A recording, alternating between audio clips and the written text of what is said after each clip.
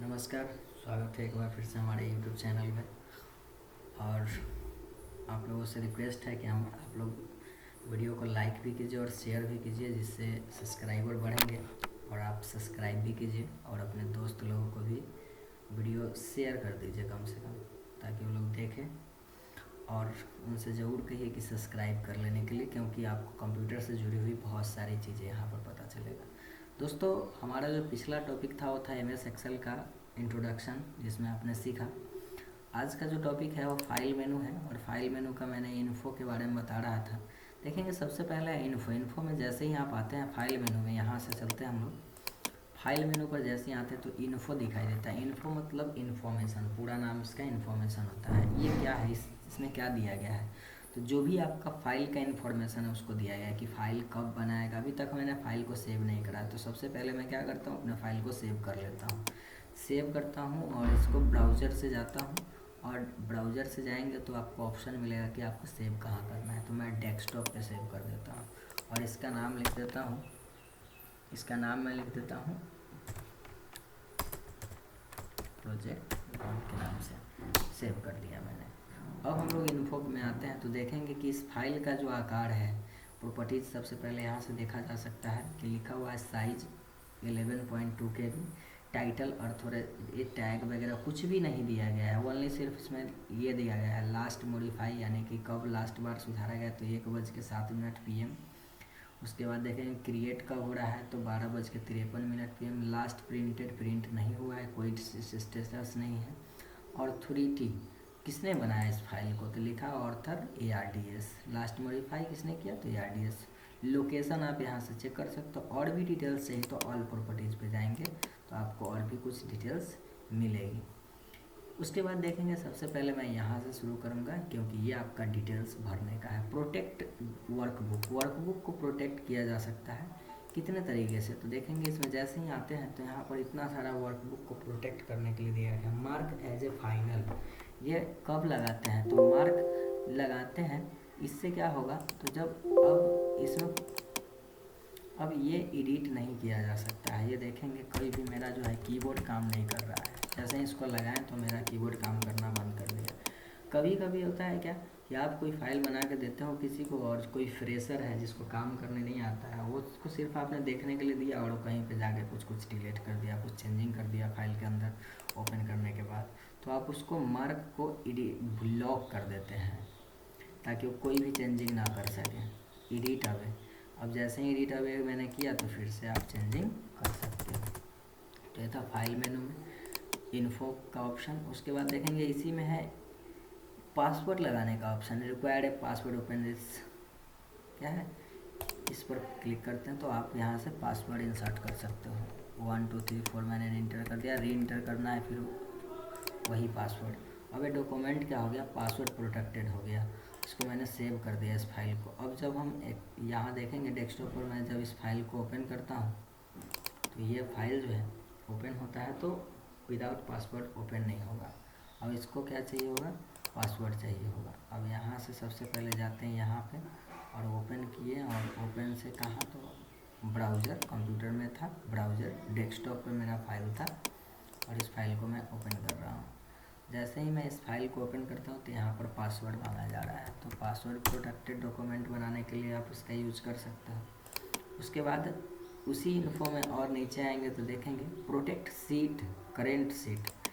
Seat को protect करने के लिए यहाँ से देखेंगे ये जो सीट आप काम कर रहे हैं उस पर कोई भी काम ना हो, उसके लिए आप जैसे डिलीट ना हो, कोई सेल डिलीट ना हो, कोई कॉलम डिलीट ना हो, उसके लिए आप लॉक कर सकते हो। जैसे रॉ को मैंने लॉक किया, कॉलम को मैंने लॉक किया, इंसर्ट कॉलम को लॉक कर दिया, ये इतना सारा काम मैंने कर दिया। अब इसको ओके कर दिया। अब इस फाइल में से जाते हैं, इसको जब डिलीट करने जाते हैं तो डिलीट का ऑप्शन आता है, वह डिलीट नहीं होता है। सपोज आप देखेंगे कुछ भी लिखा भी नहीं रहा है, जब हम कुछ लिखना चाह रहे हैं तो नहीं लिखा रहा है, क्योंकि मैंने वहाँ लॉक कर दिया था। अगर हटाना है तो फिर हमें क्या करना होगा, वहीं पे जाना पड़ेगा। यहाँ पे दिया हुआ है ना, तो ये अब देखिएगा जैसे ही हट गया, फिर जब कुछ भी कर रहे हैं, डिलीट भी करने जा रहे हैं तो आसानी से डिलीट हो रहा है इस प्रकार से। ये था आपका इन्फो का कमाल।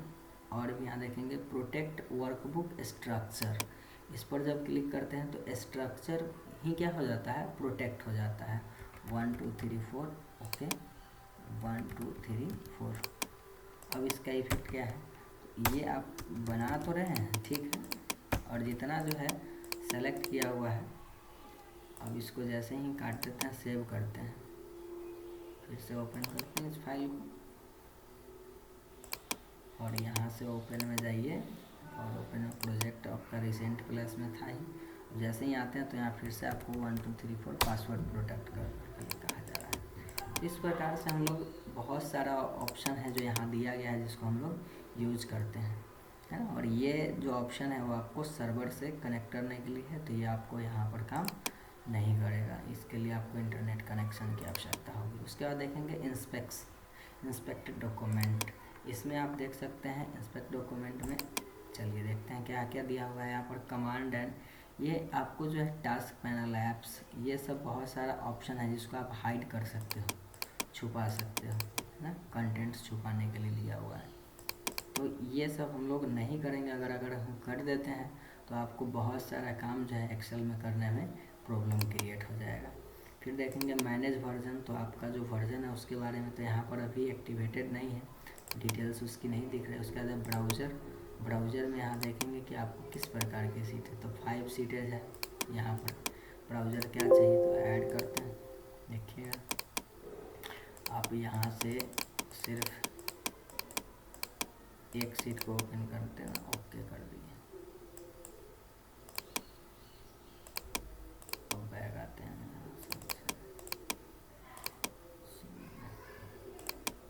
ब्राउज़र, तो ये सिर्फ वन फाइल का डिटेल्स यहाँ पर आपको पूरा दिखाई देगा। एक फाइल पर जो भी काम होगा, जो भी प्रोटेक्शन होगा, वो सारा चीज़ एक फाइल पे होगा।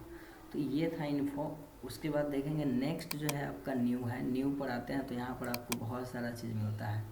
यहाँ देखेंगे ब्लैंक वर्कबुक है, अगर हमको ब्लैंक पेज चाहिए होगा तो ये लेंगे, और अगर हमको पहले से बना हुआ फाइल लेना है तो ये सब लेंगे। ये सब टेम्पलेट्स है, लेकिन आप जब भी काम करोगे तो ब्लैंक डॉक्यूमेंट ही, ब्लैंक वर्कबुक ही लेना है आपको, क्योंकि आपका काम ब्लैंक वर्कबुक पे ही होगा।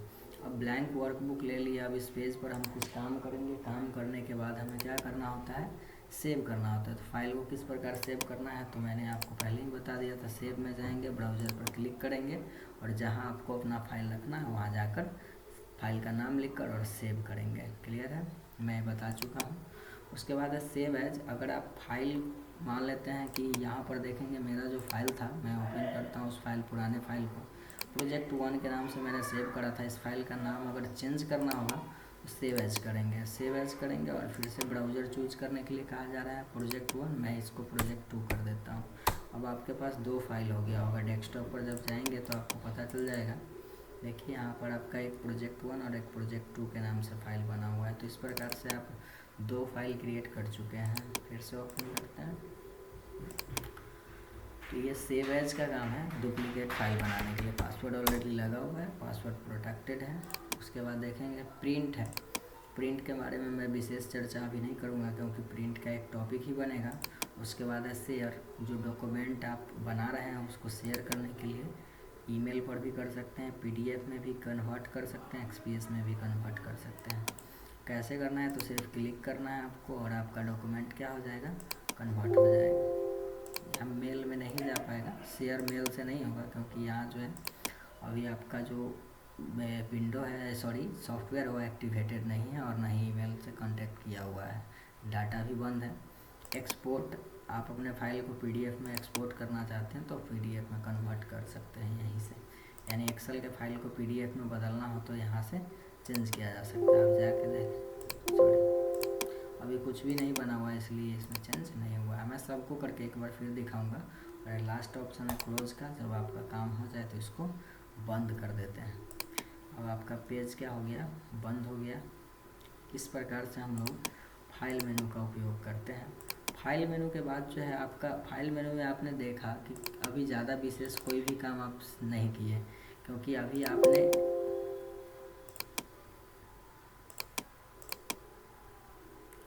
अभी तक हम लोग कोई विशेष काम नहीं किए हैं। जैसे ही फाइल मेनू की बात आएगी, आगे का जो भी ऑप्शन होगा हम लोग आगे सीखेंगे, है ना।